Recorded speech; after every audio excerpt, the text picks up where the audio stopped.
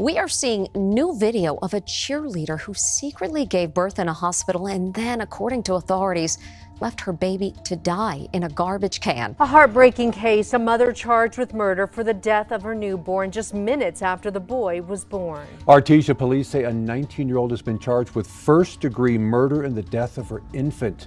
Police say Alexee Trevizo gave birth in January, then put the baby into a hospital trash can.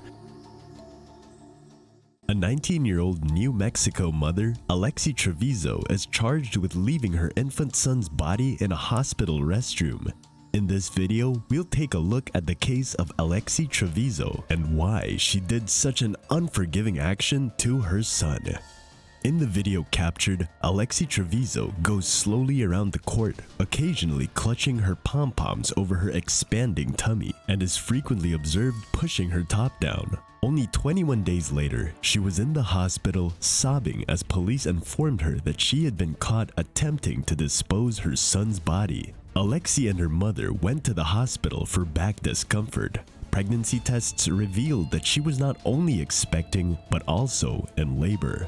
According to some of her high school acquaintances, Alexee Trevizo, the New Mexico teen mom accused of murdering her newborn baby, was aware she was pregnant. She'd even chosen a name for the baby. She intended to call him Alex. According to the New York Post, Alexee Trevizo, 19, was accused in May with first-degree murder and tampering with evidence after reportedly delivering the child in the bathroom of Artesia General Hospital in New Mexico. Trevizo allegedly denied her pregnancy on many occasions, according to the Post. However, according to several of her classmates, she informed some of her classmates that she was pregnant, and she said she gained weight not because she was pregnant, but because she began using the contraceptive pill. According to the Post, medical personnel first believed Trevizo had attempted the lavatory until the newborn's body was discovered in a bag at the bottom of a garbage can. Rosa Rodriguez, her mother, told investigators that she had no idea she was pregnant and that they had just went to the hospital because she was experiencing back discomfort. Surveillance footage from the hospital shows her straining to walk down the corridors while gripping her bottom. Despite pregnancy tests, Alexee denied having sex and locked herself in the bathroom.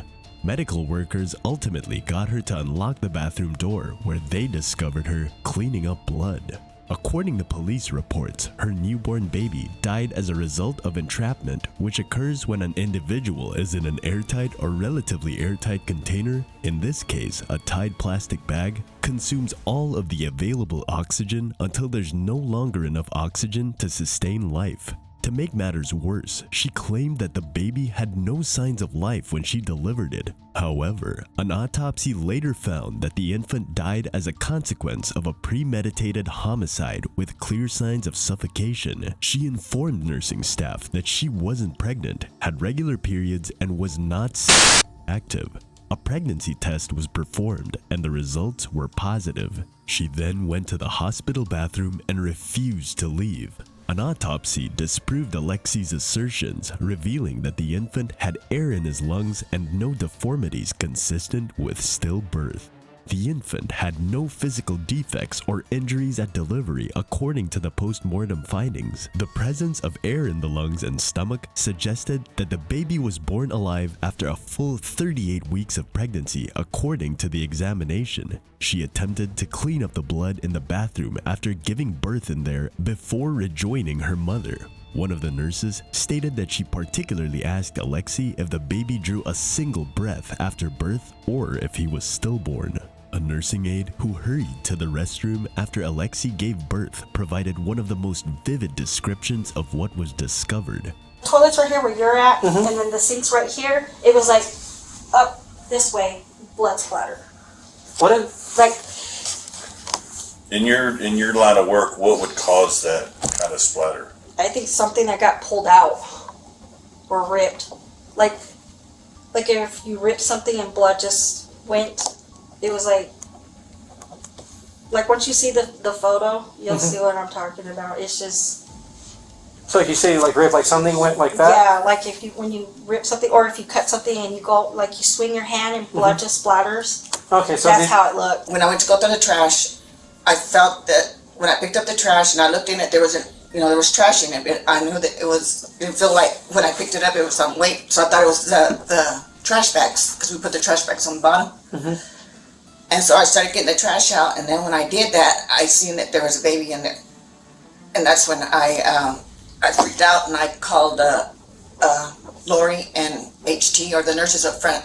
Trevizo spent most of her time with Devin Fierro, her 3-year boyfriend, who was also a senior at Artesia High School. He's a member of the school's baseball team and informed authorities during the interview that he is the father of the baby. The police body camera footage shows him seated next to his mother, Melanie. According to her acquaintances, speculation about her pregnancy began in November of last year, when she would have been roughly 7 months pregnant. According to police body camera evidence acquired by Inside Edition Digital, the boyfriend of alleged murderer Alexee Trevizo talked with a New Mexico police officer barely 2 hours after his newborn baby was officially proclaimed dead. The group was briefly questioned by an Artesia Police Department officer around 4:19 a.m. according to the video.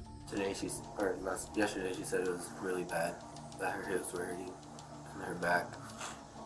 And then last night we're on the phone together and she said her hips were hurting bad. I said, asked her if anything else was hurting, and she said just everything. He tells the officer that he and Trevizo had been dating for almost 2 years, and he briefly recounts some of the pain he claims she had been going through in recent months. Fierro claims Trevizo last complained of discomfort the night before, just a few hours before going to the hospital. Devin Fierro was permitted to return to his normal life after his interview. Trevizo's attorney, Gary C. Mitchell, sought to defend his client by claiming that the murder charge was unjustified due to her lack of prior convictions. Mitchell stated that Trevizo's background should be considered when determining her guilt, urging a fair examination of the circumstances surrounding this heinous crime. Alexee Trevizo was granted release on a $100,000 unsecured bail during a hearing before Eddy County District Judge David Finger. During this time, however, she is subject to some restrictions. She'll be able to complete her education and attend her graduation ceremony. She is subject to a curfew that begins at 7 a.m. She's permitted to work from 7 a.m. to 7 p.m., but she is not forced to wear an ankle monitor or be placed under house arrest. Trevizo has been ordered to undergo therapy as part of her discharge, and she has been allowed access to visit her family in Texas without previous court authorization. Alexee Trevizo, who is presently under house arrest and being monitored electronically, has been granted permission to finish her study and meet her educational commitments. Her movements outside her home, however, are carefully confined to specified reasons, such as medical visits or school. The public is still suffering from the horrific tragedy that occurred at the hospital stall where Alexee Trevizo received her health update. The community is waiting for further information from the ongoing legal processes to have a clearer grasp of the circumstances behind this awful loss. Because of the sensitivity of the matter and the respect owed to the memory of the innocent child, the diffusion of internet newborn photographs has been restrained. The objective remains to do what is right while maintaining everyone's confidentiality. However, the case sent shockwaves across the community and beyond, sparking discussion about social concerns such as mental health, assistance for pregnant teens, and the criminal justice system. Thank you so much for watching. Please subscribe to this channel, and we'll see you on the next video.